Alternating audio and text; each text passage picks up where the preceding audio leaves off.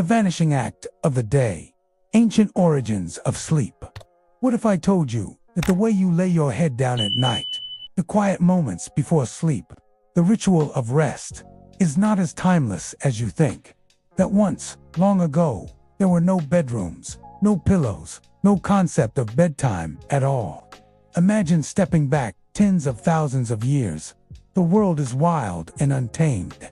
You are not surrounded by walls, but by shadows. There is no ticking clock, only the slow dimming of the sun and the rustle of unseen life in the dark. Sleep, in those days, was not a luxury. It was a risk. Our earliest ancestors didn't close their eyes simply because they were tired. They did it when they could. In stolen moments between danger and daylight. The night was a realm of predators. Sharp teeth, silent paws, the glint of eyes in the firelight. To surrender to unconsciousness was to make yourself vulnerable. And so our first patterns of rest were born not from comfort, but from survival. Archaeological evidence paints a picture of this ancient reality. In South Africa's border cave, researchers discovered traces of plant bedding dating back 200,000 years. Woven mats layered with ash, a natural insect repellent. These weren't beds as we know them, but they were purposeful, intentional places to rest. They tell us something profound. Even in the harshest of times, humans sought a small sanctuary for sleep. And then came fire. The ability to control fire didn't just change our diets or keep us warm. It altered the way we slept. Flames pushed back the darkness, kept predators at bay, and brought people together at night. Around the flicker of the campfire, communities formed a new rhythm. They told stories, sang songs, and shared the safety of light before drifting into slumber. Sleep became a shared act, a communal trust, with some keeping watch while others rested. But even then, it wasn't a long, unbroken stretch of rest like we often imagine.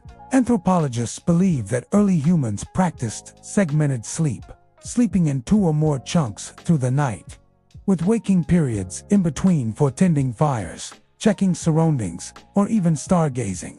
It was a kind of dance between consciousness and dreaming, woven into the fabric of survival. In these earliest stages, bedtime was not a command of the clock, but a negotiation with the environment. The boundaries between wakefulness and rest were fluid, shaped by necessity, fear, and the slow learning of what it meant to be safe. And yet, from these crude beginnings, a patch of ash-covered grass, the protective circle of firelight, came the seeds of something much greater. The first whispers of a dedicated sleep space. A human understanding that to rest is not just to stop moving, but to retreat into a place where the body can repair, the mind can dream, and the soul can wander. Our modern bedrooms, with their soft sheets and locked doors, are the distant descendants of those ancient shelters. And as we trace the line forward through history, we'll see how the simple act of closing our eyes became a ritual layered with meaning, culture, and even politics. Before the bed, there was the campfire. Before the pillow, there was the ash mat. Before the clock told us when to rest, the darkness decided for us. And that is where our journey into the silent architects of our sleep truly begins. The first bed makers. How ancient civilizations shaped sleep rituals. If the campfire was humanity's first nightlight, then the bed was our first true monument to comfort. And the leap from sleeping on woven grass to lying on something crafted, something made just for rest, marked one of the quiet revolutions of human history. We see the earliest signs of this in ancient Egypt. To the Egyptians, sleep wasn't simply about recuperating the body. It was a sacred passage into the realm of dreams, where one might receive messages from the gods. Beds were raised platforms, often carved from wood, with legs shaped like animal hooves or lion's paws. This wasn't for decoration alone. Raising the sleeper kept them away from snakes, scorpions, and the crawling world of the floor. Even in sleep, safety came first. But the Egyptians didn't stop there. They used pillows carved from wood or stone, hard to our modern sensibilities, but designed to keep the head cool and elevated in the desert heat. For the wealthy, beds were symbols of status. For the poor, mats on the ground sufficed. Yet across all classes, There was an unspoken understanding. Where you slept reflected who you were. Travel east to Mesopotamia, and sleep becomes intertwined with the cycles of agriculture and labor. Here, in the bustling heart of early civilization, the idea of a night began to take on more structure. Oil lamps flickered in mud brick homes, signaling the transition from work to rest. Clay tablets record not just trade and taxes, but prayers to deities who governed dreams. The Sumerians, in particular, believed that dreams could foretell the future, a belief that gave sleep a kind of daily ceremony. In ancient China, the bed became more than furniture. It was architecture. The Kong bedstove was a raised brick platform connected to the household hearth, allowing heat to flow underneath during the cold months. Families gathered here not just to sleep, but to talk, eat, and share stories. Sleep was not an isolated act. It was part of the living space, woven into the rhythms of family life. And in Greece, philosophers began to ask bigger questions. Aristotle pondered whether sleep was a physical necessity or a divine gift. The Greeks believed that dreams were journeys of the soul, and they built temples called Asclepia, where the sick would incubate, sleeping in sacred chambers to receive healing visions. For them, sleep was not a pause from life, but a bridge to other realms. Across these civilizations, the first true rituals of bedtime emerged. Lighting a lamp, offering a prayer, arranging the bed just so. The act of lying down became a signal to the mind and body that the day was over, that the boundary between the waking world and the dream world was about to be crossed. We like to think our nighttime routines, brushing teeth, dimming lights, setting alarms, are modern inventions, but they're echoes. Each time we fluff a pillow or close a curtain, we're repeating a gesture as old as civilization itself. From the Nile to the Tigris, from the walls of Athens to the hearths of China, the first bedmakers were also the first choreographers of sleep. They gave us not just places to rest, but the beginnings of a shared cultural dream, one that would only grow more elaborate as the centuries unfolded. Because as beds became softer and rooms became quieter, something else began to take shape. The idea that sleep could be perfected and even controlled. The birth of sleep science and the dream detectives. By the late 19th century, something remarkable happened.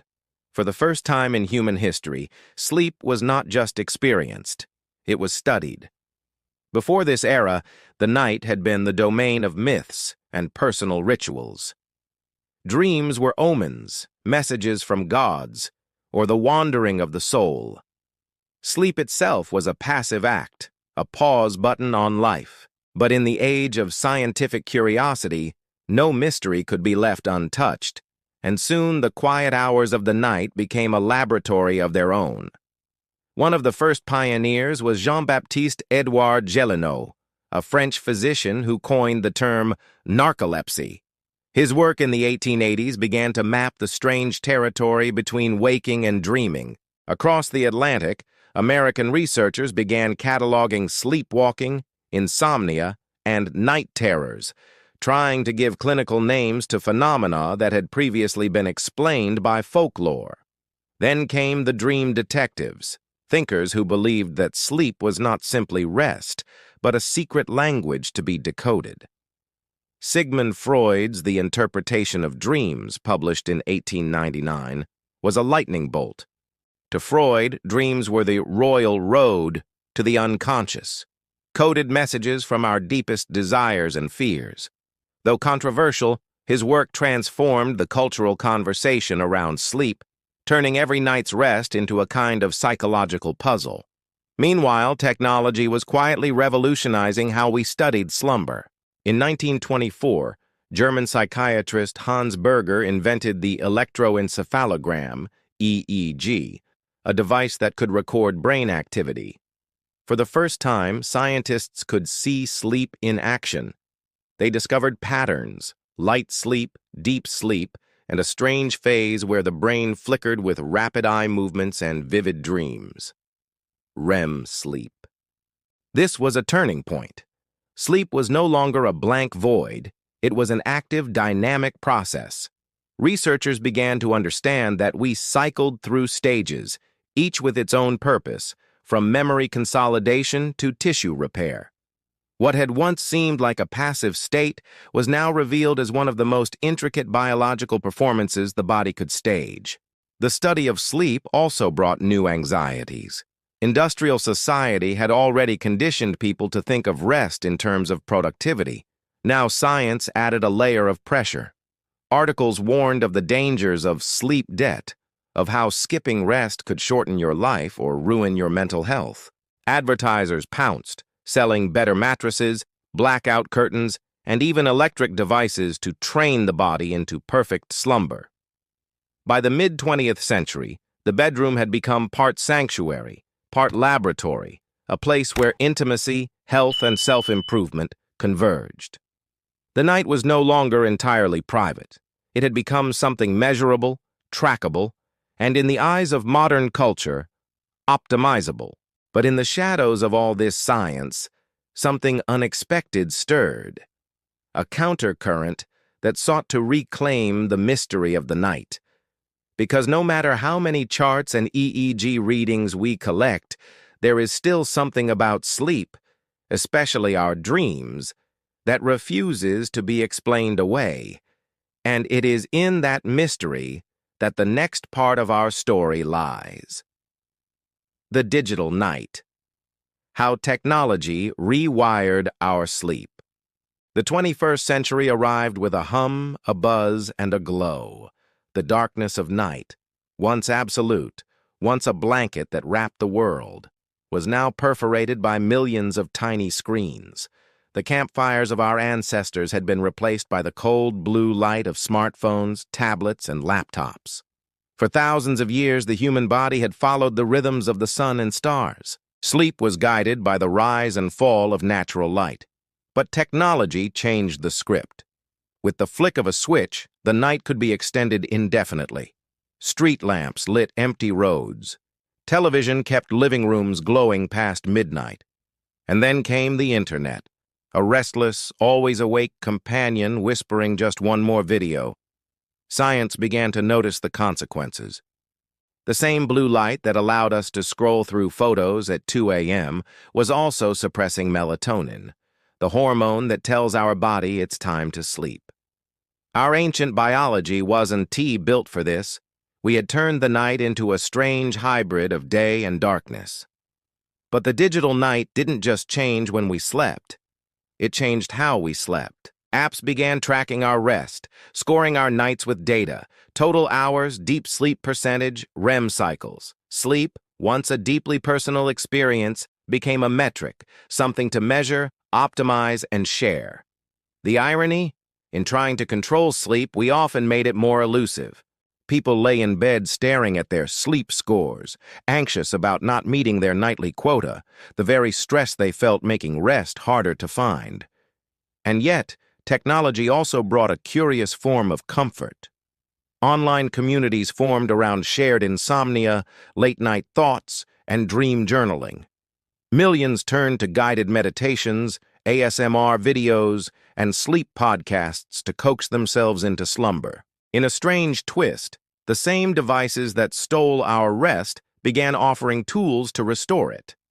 But something else was happening in the background, a subtle shift in the meaning of night itself. In an age of constant connectivity, the boundary between day and night blurred. Work emails arrived at midnight. News alerts buzzed while we lay in bed. We began to live in a world where the idea of being truly offline felt almost mythical. This new reality has sparked a quiet rebellion. People are beginning to rediscover the value of unplugged nights, turning off devices, returning to candlelight, embracing darkness not as an absence, but as a space for the mind to wander. Sleep experts now speak of digital sunsets, urging us to step away from screens an hour before bed, as if we're relearning a wisdom our ancestors once knew by instinct. Because in the end, no matter how advanced our technology becomes, sleep remains a profoundly human act, a surrender we cannot out-engineer. It is both fragile and resilient, shaped by history yet stubbornly mysterious. The silent architects of our sleep, from ancient firekeepers to modern scientists, have handed us a long, complex inheritance. But what we do with it, in the glow of our own modern nights, will determine whether rest becomes just another casualty of progress, or one of its rare sanctuaries.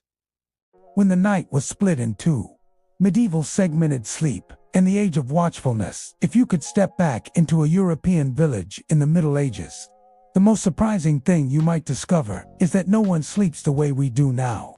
For us, a good night's sleep means one unbroken stretch, a single block of darkness from evening to morning. But for centuries, people divided the night into two distinct sleeps.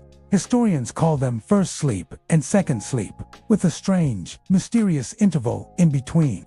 Imagine it, the sun sets, and families retire to bed not long after dark.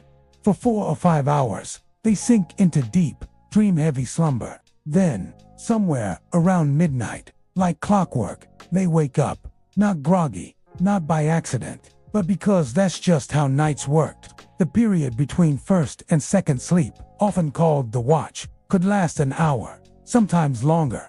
In this liminal time, people lit candles, prayed, read, tended fires, even visited neighbors. Some used the time for quiet contemplation, believing the stillness made it the perfect hour to commune with God. Others used it for work, mending clothes, sharpening tools, tasks that required peace and focus. This was not a restless interruption. It was expected, even cherished. In a world without alarm clocks, artificial light, or the rigid schedules of modern life, the body naturally drifted into this rhythm.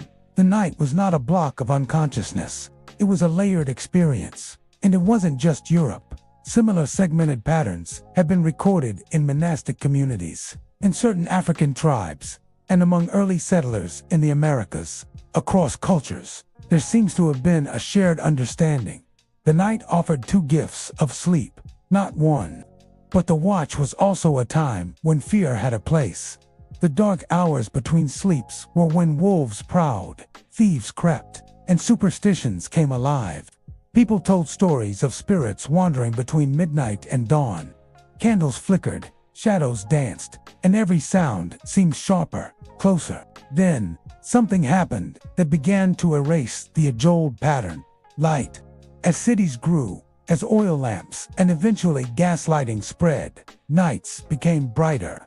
People stayed awake later, pushing their bedtime further into the night. Soon, the first sleep disappeared entirely. By the time electric light became common, the idea of waking in the middle of the night had shifted from normal to undesirable, even a sign of insomnia. We've forgotten it now, but for hundreds of years, the night was not a single journey. It was a two-act play. And in that quiet intermission, humanity dreamed while awake, thought without rush, and lived in a space between worlds. It's tempting to wonder what we lost when the watch faded away. Perhaps it was a time when we truly knew the night, when the silence between sleeps was as important as the rest itself. Because the next great change in our sleeping lives wouldn't come from the rhythm of our bodies, but from the world outside our windows. And it would arrive with the thunder of industry, the industrial clock, and the tyranny of time. If the Middle Ages treated the night as a gentle dance between first sleep and second, the Industrial Revolution came in like a drill sergeant with a stopwatch.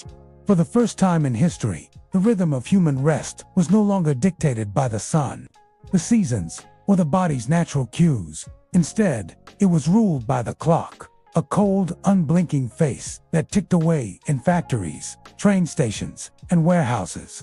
Before industry, a bad night's sleep simply meant a slower start the next morning. In the age of machines, a late start meant missing the factory whistle, and missing the whistle meant losing your job. Factory shifts began early, often before dawn, and ended late. 12-hour days were common. 14 wasn't unheard of. Workers trudged home in the dark, ate quickly, and collapsed into bed, only to rise again in a few short hours.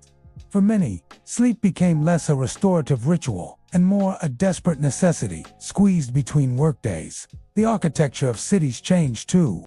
Gas lamps and later electric lighting kept streets lit all night. erasing the darkness that once cued the body to wind down. Shop windows glowed into the early hours, tempting workers to spend precious rest time in pubs, dance halls, or bustling night markets. The night was no longer a place of quiet. It was an extension of the workday, buzzing and alive. And with the rise of industrial power came the standardization of time. Before the 19th century, towns set their own clocks, often slightly different from one another. But trains and factories demanded synchronization. Every second mattered. Railway schedules required precise timekeeping. And so railway time, a single standard for entire countries, became law. This was more than a technical change. It rewired our relationship with rest. Instead of listening to our own bodies, we learned to obey the schedule on the wall. The natural ebb and flow of segmented sleep was incompatible with the demands of industrial life. The night became a solid, uninterrupted block. Short, if possible, so more hours could be devoted to work. For the wealthy, the shift was different. Sleep became a luxury, a sign of refinement. Gilded bedrooms, velvet curtains, and imported mattresses signaled status.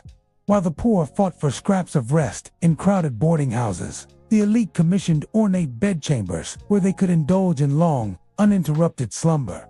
But for most people, exhaustion was simply the price of survival. Sleep was no longer a shared cultural experience. It was fractured along class lines. The industrial age didn't just change when we slept, it changed why we slept. Rest became a means to an end, a way to prepare for the next day's labor, rather than a sacred part of life. And in that transformation, something ancient was lost. The idea that night belonged to us. The next chapter in sleep's evolution would see it shaped not just by work or light, but by science, a new lens through which we would study, measure, and attempt to master our dreams.